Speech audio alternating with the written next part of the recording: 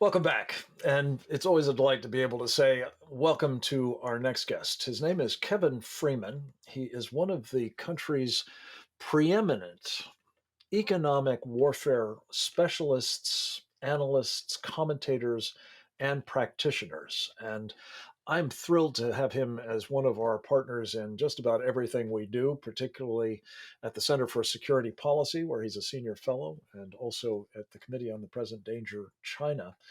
But he has a number of different incarnations of his own that keep him pretty busy. His major project, I guess, at the moment is Economic War Room with Kevin Freeman, which is available on Blaze TV, among other platforms. You can also follow his great work at globaleconomicwarfare.com. Kevin, it's good to have you back in the house virtually. Welcome, sir. Thank you, Frank. Let me ask you first and foremost about a topic that I touched on earlier in the program with Sam Faddis. As a chartered financial analyst, as a serious, player in the financial sector, what are we to make of the fact that people like Larry Fink of BlackRock are now trying to use their extraordinary influence to get a reversal on a policy that Donald Trump nixed just about 2 years ago, namely that American federal government employees, military and civilian, would have their pension funds invested in Chinese Communist Party owned or controlled companies?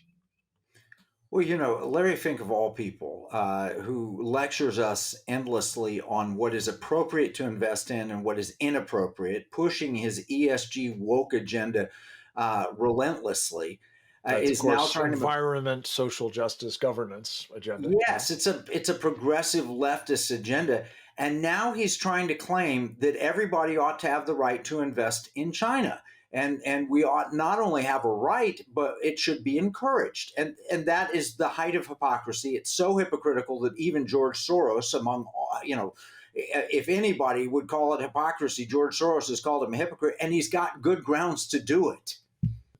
And when you talk about the hypocrisy, Kevin, that's, I guess, in this context, because the Chinese don't give a fig about the environment or about social justice or about governance. It's Is a that your point? twofold hypocrisy. One is he's arguing that we ought to be allowed to invest in China as an act of choice, that you ought to have the choice to do that. So he's hypocritical in that because he's not giving people the active choice of investing in conservative principles as opposed to progressive principles. So that's one form of hypocrisy. The second form of hypocrisy is that he's not even true to his leftist progressive standards when it relates to China. He demands that our companies bow to ESG, meaning they've got to be a certain form of the environment and social justice and gender quotas and all that.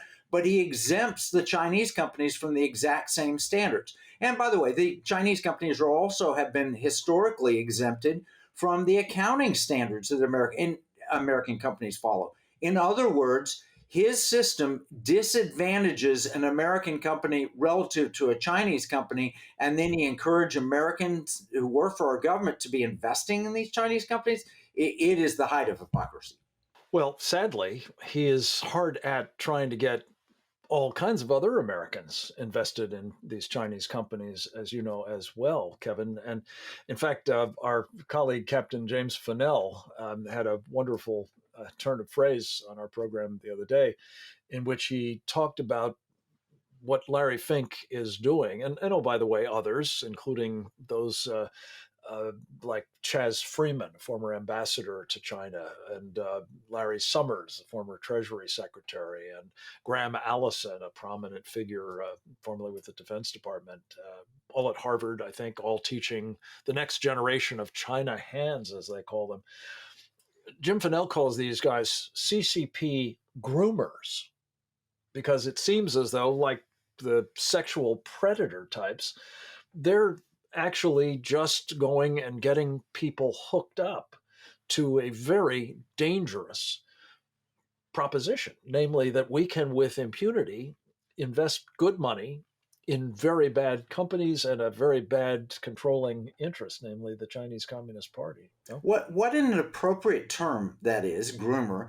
And unfortunately, it's been going on for 2 decades. We are now interconnected to the Chinese economy in such a way that it's not easy to extricate. But I would like to remind your viewers that in 1999, when they published the book, Unrestricted Warfare, two senior colonels of the People's Liberation Army, when that book was published, the Chinese economy, according to the World Bank and other statisticians, was smaller than the economy of Italy. So what they have done in 2 decades time, a little over 2 decades, is they've got us completely dependent on Chinese economic inner workings, investments. They've profited handsomely from that. And at the same time, they've sold out American families, American businesses, and the American economy. So groomer is the right term, and they've been at it for quite a while. Well, and I would say the American national security as well. And that's uh, given rise to a comment from our friends at the Coalition for a Prosperous America that what's been going on here, Kevin Freeman, is economic treason. And that doesn't seem to me to be inaccurate in any way.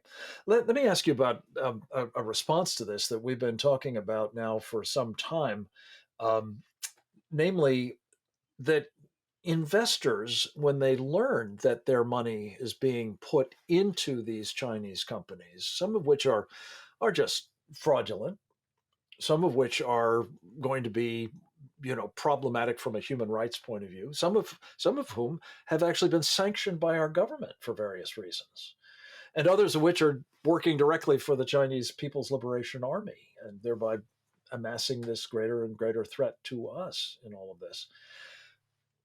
They might get mad as hell, if I can use that expression, about that's being done with their money by Fink and others like him.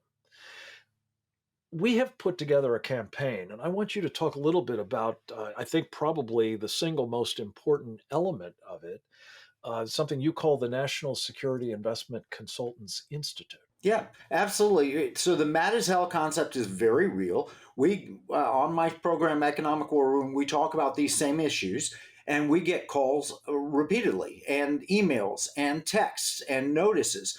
I want out of China. I want to stop funding China with my money. Kevin Freeman, that's so important. Hold the thought. We're going to come back to that and much more with Kevin Freeman right after this.